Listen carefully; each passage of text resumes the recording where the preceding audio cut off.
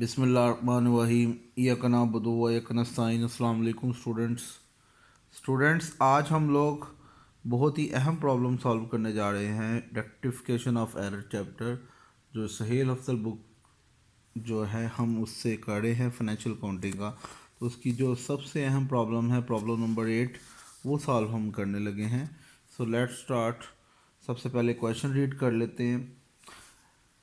A cell of ₹496 आपने cell की हैं 496 टू अशरफ को चीज़ें सेल की हैं 496 की। Was enter in the sale book as ₹694। Ashraf account however debited with 964। देखिए मैंने यहाँ पे सबसे पहले एंट्री बताई है, रियल एंट्री का जिक्र किया है। असल एंट्री क्यों नहीं थी? जब आपने चीज़ें सेल की थी अशरफ को तो अशरफ डेबिट होना था और सेल क्रेडिट होना था। ये 496 से डेबिट होना था अशरफ और सेल कितने पैसों से होना था? क्रेडिट 496। आपने गलती क्या की? ये रॉन्ग एंट्री है। अशरफ को 964 से आपने डेबिट कर दिया है जबकि सेल को 694 से क्रेडिट किया है। यानी यहाँ दोनों की अमाउंट गलत है। ठीक है, आप देख सकते हैं दोनों की अमाउंट गलत है। अब हम क्या करेंगे, इसको रेक्टिफाई करेंगे। देखिए एंट्री बिल्कुल ठीक है लेकिन अमाउंट गलत है। तो जब अमाउंट गलत है, अब आप चेक करेंगे ओवर कास्ट हुआ या अंडर कास्ट। 496 से करना था तो 964 से किया, ज़्यादा से किया ना, ओवर कास्ट हुआ।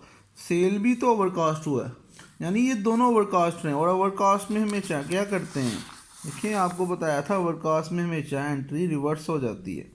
अब देखिए सेल क्रेडिट साइड पे ओवरकास्ट था तो वो डेबिट होगी, और अशरफ डेबिट साइड पे था ओवरकास्ट तो वो क्या हो गया? क्रेडिट। ठीक है, ये बात आपको मैंने बताई हुई है। ये अशरफ अकाउंट ओवरकास्ट है, ओवरकास्ट में एंट्री रिवर्स कर देते हैं। तो अशरफ डेबिट है तो क्रेडिट हो जाएगा, सेल क्रेडिट है ये भी ओवरकास्ट लिखा हुआ है, जितने वो डेबिट हो जाएगा। तो जितने पैसे से हुआ है वो, अब जो पैसों आप माइनस आप डिफरेंस ले लेंगे ना। जैसे 496 से करना था आपने तो सेल को आपने कितने पैसों से किया है? 694 से, तो इनका डिफरेंस ले लें तो 198 आएगा। इसी तरह अशरफ का भी आप लोग डिफरेंस ले सकते हैं। अब हम बात करते हैं नेक्स्ट एंट्री की। ठीक है, ये हमने रेक्टिफाई कर दी एंट्री, आप यहाँ से नोट भी कर सकते हैं। ठीक है, सेल अकाउंट 198 से डेबिट होगा जबकि अशरफ अकाउंट 468 से क्रेडिट होगा। ठीक है, और इन दोनों का जो डिफरेंस है उसको हम क्या लिखेंगे? Suspense account. डेबिट साइड में जो फ़र्क आ रहा है उसको क्या शो करेंगे? Suspense account. ठीक है, अब हम नेक्स्ट एंट्री की बात करते हैं। अब a bill receive from Salman and company for repair done to furniture. आपने एक बिल देखा है जिसमें आपने रिपेयर करवाया हुआ था। ठीक है, फर्नीचर को वो कितना करवाया था? 200, एंड फर्नीचर परचेज किया था 2000 का। ठीक है, ये दो काम आपने किए थे, एक रिपेयर करवाया था फर्नीचर और एक आपने फर्नीचर परचेज किया था। But was wrongly enter in the purchase book. अब देखिए रियल एंट्री क्या है। जब आपने रिपेयर करवाया था, रिपेयर डेबिट एक्सपेंस होता है, और जब आपने फर्नीचर खरीदा था तो फर्नीचर ने डेबिट होना था और कैश ने क्रेडिट होना था। तो ये रियल एंट्री होनी थी। ठीक है, जबकि आपने क्या कर दिया है, आपने रियल एंट्री के बजाय आपने ये दोनों को परचेज लिख दिया है। यानी रिपेयर को रिपेयर लिखना था, फर्नीचर को फर्नीचर, लेकिन आपने इसको परचेज लिख दिया डेबिट पे। तो गलती तो आपने कर दी है, ये परचेज तो आना नहीं था। ठीक है, तो अब इसको ठीक कैसे करेंगे? परचेज डेबिट गलती से किया उसे क्रेडिट करो, और जो दोनों को डेबिट करना था उसको डेबिट करो। ठीक है, तो बेटा अब हम नेक्स्ट एंट्री की बात करते हैं। Third, an item 4000 relating to prepaid rent was omitted to be brought forward. तो ये आप भूल गए हैं ब्रॉड फॉरवर्ड करना। प्रीपेड एंड हमारा एसेट होता है और एसेट किस साइड पे लिखा जाता है? डेबिट साइड पे। तो ये आप लिख लें और साथ सस्पेंस अकाउंट आएगा। ठीक है, तो अब हम लोग नेक्स्ट एंट्री नंबर 4 की बात करते हैं। Receive a final dividend of ₹400 from Anwar whose account has previously been written off as a bad debts। was credited to his newly account। तो फाइनल डिविडेंड फ्रॉम अनवर से रिसीव किया है जिसका अकाउंट प्रीवियसली बैड डेट्स हमने लिख लिया हुआ है। तो इसको समझ लें अनवर बैड डेट्स होता क्या है। सबसे पहले मैं बैड डेट्स को समझाता हूँ। देखें बैड डेट्स क्या है। बैड डेट्स को कॉन्सेप्ट समझना है तो आप जब किसी को उधार चीज़ें बेचते हैं, जैसे अनवर को आपने उधार चीज़ें बेची हैं, ठीक है, तो अनवर डेबिट सेल क्रेडिट होता है। लेकिन आप क्या करते हैं, अनवर से पैसे लेने होते हैं तो आपको लगता है कि अनवर पैसे लेके भाग जाएगा। सही पकड़ो, अनवर पैसे पकड़ के रखो, सही, अनवर पैसे लेके भाग जाएगा।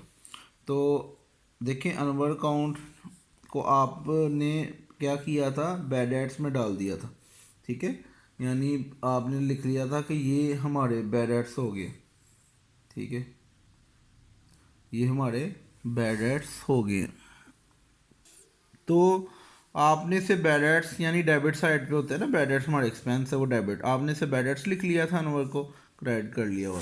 अब हुआ ये कि आपने आपको पैसे ना अनवर ने दे दिए हैं, मतलब बैड डेट्स जब डेबिट होता है जब आप लिखते हैं उसको एक्सपेंस के तौर पे, लेकिन अब उससे जब पैसे मिल जाएं तो बैड डेट्स रिकवर क्रेडिट होता है। लेकिन आपने जो काम किया है वो ये किया है कि आपने उसको बैड डेट्स जो अकाउंट है उसको बैड डेट्स रिकवर करने की बजाय, यहाँ बैड डेट्स रिकवर लिखने की बजाय आपने गलती क्या की है, नंबर को क्रेडिट कर दी, माने उसके न्यूली अकाउंट्स।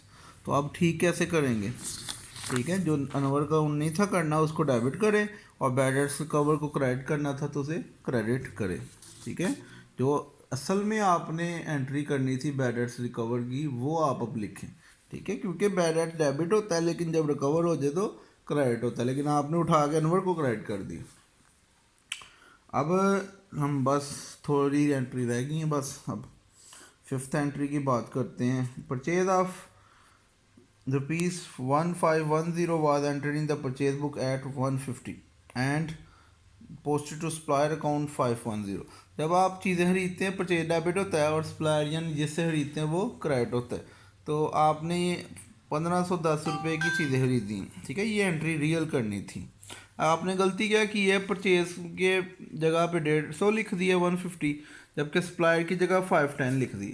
अब यानी वही एंट्री आपने की है, एंट्री बिल्कुल ठीक है, आपने अमाउंट गलत लिख दी है। तो यहाँ भी देख लें आपने अंडर कास्ट लिखा, अंडर कास्ट कहते हैं कम लिखना, और अंडर कास्ट में एंट्री कभी भी रिवर्स नहीं होती।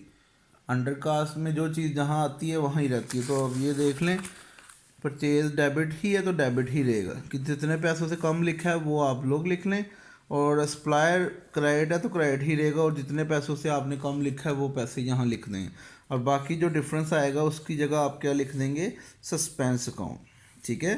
तो ये इसका कॉन्सेप्ट है। अब हम लोग लास्ट वाली एंट्री पढ़ते हैं और इसको भी करते हैं। A sale return 1001 not pass through the sale return book. तो सेल रिटर्न को आपने सेल रिटर्न में नहीं लिखा तो अब लिख लें, ठीक है, सेल रिटर्न। तो नीचे क्या आ जाएगा, डेटर्स अकाउंट जिनसे पैसे लेने, ठीक है। तो ये क्वेश्चन नंबर 8 था। उम्मीद है आपको क्लियर होगा। अगर ये वर्किंग आपके सामने है इसको आप नोट डाउन कर सकते हैं। इसी तरह आप इसकी प्रैक्टिस करें। कोई भी आपको इसमें कॉन्सेप्ट पूछना है तो आप मुझसे रब्ता कर सकते हैं, ठीक है। कोई भी ऐसी बात जो आपको ना समझ आई हो तो आप पूछ सकते हैं, ठीक है। अल्लाह हाफिज़।